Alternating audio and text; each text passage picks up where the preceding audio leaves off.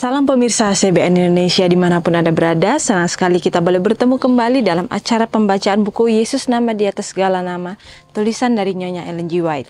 Dan pada saat ini kita sudah memasuki halaman ke-185 dengan judul Sumber Kekuatan Rohani. Dan saya undang pemirsa di rumah untuk kita boleh sama-sama membuka Alkitab kita di dalam Mazmur 36 ayat 9. Mereka mengenyangkan dirinya dengan lemak di rumahmu. Engkau memberi mereka minum dari sungai kesenanganmu. Dan kita masuk dalam inti pembacaannya. Bila kata nasihatnya telah diterima dan telah makan tempat dalam diri kita, maka bagi kita Yesus adalah suatu hadirat yang berdiam, mengendalikan pikiran kita dan gagasan kita serta perbuatan kita. Kita diilhami dengan nasihat guru terbesar yang pernah dikenal dunia. Suatu pengertian terhadap pertanggungan jawab manusia terhadap pengaruh sesama, memberi pandangan kita terhadap kehidupan dan kewajiban sehari-hari. Yesus adalah segala sesuatu bagi kita, yang pertama dan yang terakhir. Yang terbaik dalam segala sesuatu, Yesus Kristus, rohnya, tabiatnya, mewarnai segala sesuatu. Itu adalah lengkungan dan pakaian, jaringan seluruh jiwa raga kita. Perkataan Kristus adalah roh dan kehidupan. Jadi kita tidak dapat memusatkan pikiran kita pada diri sendiri. Bukanlah kita lagi yang hidup, melainkan Kristus yang hidup di dalam kita. Dan ia adalah pengharapan kemuliaan. Diri sudah mati, tetapi Kristus adalah juru selamat yang hidup. Dengan terus memandang kepada Yesus, kita memantulkan citranya kepada semua orang di sekeliling kita. Kita tidak dapat berhenti memikirkan kekecewaan kita atau membicarakannya, karena suatu gambar yang lebih menyenangkan menarik penglihatan kita, yakni kasih Kristus yang indah. Jadi di sini dikatakan bahwa nasihat itu telah kita terima ketika Yesus sudah ada dalam kehidupan kita. Dikatakan bagi kita itu adalah suatu hadirat berdiam yang selalu mengendalikan pikiran kita. Jadi bagaimana ketika Yesus sudah ada dalam hati dan pikiran kita, maka pikiran kita pun akan seturut dengan kehendaknya. Dan itulah yang mengendalikan pikiran dan perbuatan kita. Jadi bagaimana juga di sini dikatakan itu adalah gagasan dari perbuatan kita. Jadi bagaimana ketika gagasan itu sudah ada dalam pikiran kita, lalu kita melakukan perbuatan ataupun mempunyai perkataan-perkataan, akhirnya pun seturut dengan apa yang sudah ada dalam pikiran kita tersebut. Jadi bagaimana pentingnya untuk kita boleh mempunyai Kristus dalam pikiran kita. Dan ketika Yesus itu kita izinkan untuk tinggal dalam pikiran kita, maka kita akan melihat bagaimana tuntunan Tuhan dalam setiap kehidupan kita. Tetapi seringkali Alkitab mengatakan Yesus itu mengetuk untuk memasuki hati dan pikiran kita. Tentu saja ketika ia mengetuk berarti ia berada di luar. Ia tidak berada di dalam hati dan pikiran kita. Jadi kembali firman Tuhan mengingatkan, jika kita ingin diberkati dan kita ingin untuk menjadi seturut dengan kehendaknya, hendaklah kita mengizinkan untuk Yesus itu tinggal dalam hati dan pikiran kita.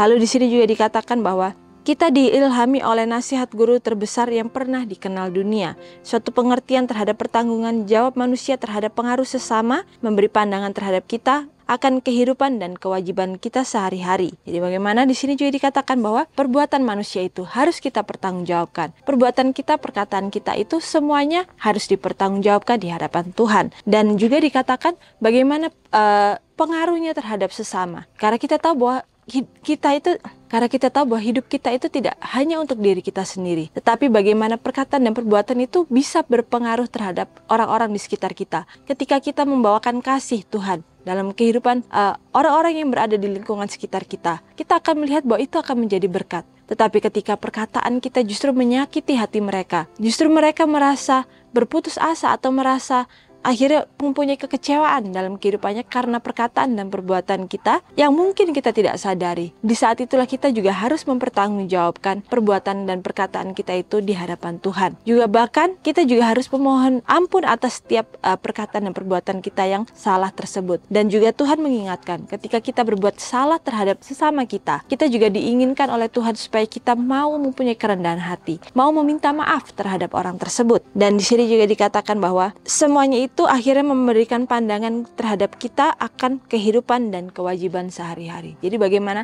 kita tahu bahwa kewajiban kita yang sehari-hari itu adalah bagaimana kita mau untuk memperbaiki diri kita hari demi hari. Kita mau untuk mempelajari roh kerendahan hati, roh kelemah lembutan. Itulah contoh yang Yesus berikan ketika ia berada di dunia ini. Dan juga dikatakan bahwa Yesus adalah segala sesuatu bagi kita, yang pertama dan akhir. Kita tahu bahwa ia adalah Alfa dan Omega. Ia yang mengetahui segalanya dari sebelum hal tersebut terjadi, dan ia juga yang mengetahui segala sesuatunya pada akhirnya nanti. Dan juga dikatakan bahwa Yesus Kristus, rohnya dan tabiatnya mewarnai segala sesuatu, dan itu adalah jaringan seluruh jiwa raga kita. Jadi bagaimana semuanya itu bersatu ketika kita mengizinkan Roh Kudus untuk ada dalam pikiran kita, dan ialah yang akan memberikan kepada kita nasihat, memberikan pengajaran bagi kehidupan kita, dan juga menuntun kita ketika kita mungkin merasa bahwa kita bingung, kita harus mengambil jalan yang mana. Tetapi Tuhan tidak akan pernah memberikan tuntunan yang salah. Ia pasti akan memberikan tuntunan ke arah yang memberikan kepada kita sebuah kedamaian sejahteraan, sebuah damai sejahtera. Dan di sini juga dikatakan bahwa jadi kita tidak dapat memusatkan pikiran kita pada diri kita sendiri. Bukan kita lagi yang hidup, melainkan Kristus yang hidup di dalam kita. Dan ialah pengharapan kemuliaan. Kita itu tidak bisa memusatkan pikiran kita hanya ke dalam diri kita sendiri. Tuhan menginginkan supaya kita tidak menjadi orang-orang yang egois, yang hanya memikirkan diri ataupun keluarga kita saja. Tetapi bagaimana Tuhan menginginkan supaya kita mempunyai suatu beban. Bagaimana beban yang sama seperti yang Yesus miliki. Bagaimana kita bisa menjadi berkat untuk orang-orang yang berada di luar sana. Dan juga di sini dikatakan bahwa bukan lagi kita yang hidup, melainkan Kristus yang hidup di dalam kita. Karena sama seperti yang Rasul Paulus katakan, adalah suatu keuntungan jika Kristus itu ada di dalam kehidupan kita. Dan juga di sini bahkan dikatakan ketika kita mati untuk suatu kebaikan, untuk suatu kebenaran, itu adalah suatu kemenangan bagi kita. Dan di sini juga dikatakan bahwa dengan terus memandang kepada Yesus, kita memantulkan citranya kepada semua orang di sekeliling kita. Kita tidak dapat berhenti memikirkan kekecewaan kita atau bahkan membicarakannya. Karena ada suatu gambaran yang lebih menarik yang harus menjadikan fokus dari pikiran kita. Jadi bagaimana Tuhan pun tidak menginginkan supaya kita selalu berlarut dalam kekecewaan kita, atau berlarut dalam segala hal-hal yang membuat kita berhenti untuk memikirkan kasih Tuhan. Lalu di sini juga dikatakan, apa kata Kristus kepada perempuan Samaria di sumur Yakub? Jikalau engkau tahu tentang karunia Tuhan, dan siapakah dia yang berkata kepadamu, berilah aku minum, niscaya engkau telah meminta kepadanya, dan ia telah memberikan kepadamu air hidup. Barang siapa minum air ini, ia akan haus lagi. Tetapi barang siapa minum air yang kuberikan kepadanya, ia tidak akan haus untuk selama-lamanya. Sebaliknya, air yang akan kuberikan kepadanya akan menjadi mata air di dalam dirinya, yang terus-menerus memancar sampai kepada hidup yang kekal. Air yang Kristus maksudkan adalah pernyataan kasih karunia-Nya dalam firman-Nya. Rohnya, pengajarannya adalah sebagai suatu mata air yang akan memuaskan setiap jiwa. Dalam Kristuslah kepenuhan sukacita sampai selama-lamanya. Keinginan dan kesenangan serta hiburan dunia tidak akan pernah memuaskan ataupun menyembuhkan jiwa. Jadi bagaimana di sini dengan jelas dikatakan bahwa keinginan dunia itu tidak akan pernah memuaskan kita, tidak akan pernah memberikan kepada kita penyembuhan jiwa. Dan sebab itu hanya bisa kita dapatkan hanya di dalam Kristus saja, karena ialah yang memberikan mata air kehidupan itu. Dan di sini juga dikatakan bahwa hadirat Kristus yang penuh rahmat dalam firman-Nya selalu berbicara kepada jiwa, melambangkan Dia sebagai suatu sumur hidup untuk menyegarkan jiwa yang haus. Adalah kesempatan kita memiliki juru selamat yang hidup dan yang berdiam. Ia adalah sumber kuasa rohani yang ditanamkan dalam diri kita, dan pengaruhnya akan mengalir dalam kata-kata dan perbuatan, menyegarkan semua orang yang berada dalam lingkungan pengaruh kita, menurunkan pada mereka semua kerinduan dan cita-cita untuk memperoleh kekuatan dan kesucian, memperoleh kekudusan dan damai sejahtera, dan memperoleh sukacita yang tak ada kesusahan di dalamnya. Inilah hasil juru selamat yang tinggal di dalam kita. Nasihat bagi pendeta dan pelayan Injil, halaman 381 dan 382. Jadi bagaimana di sini dikatakan bahwa hadirat Kristus itu sama seperti dilambangkan sebagai sumur hidup.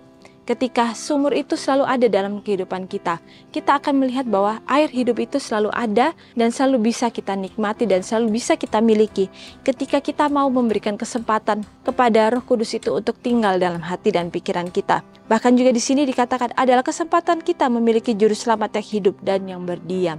Jadi bagaimana kesempatan itu akan selalu ada bagi kita, tetapi ketika kita selalu menolaknya, maka kesempatan itu akhirnya akan terlewatkan dari kehidupan kita.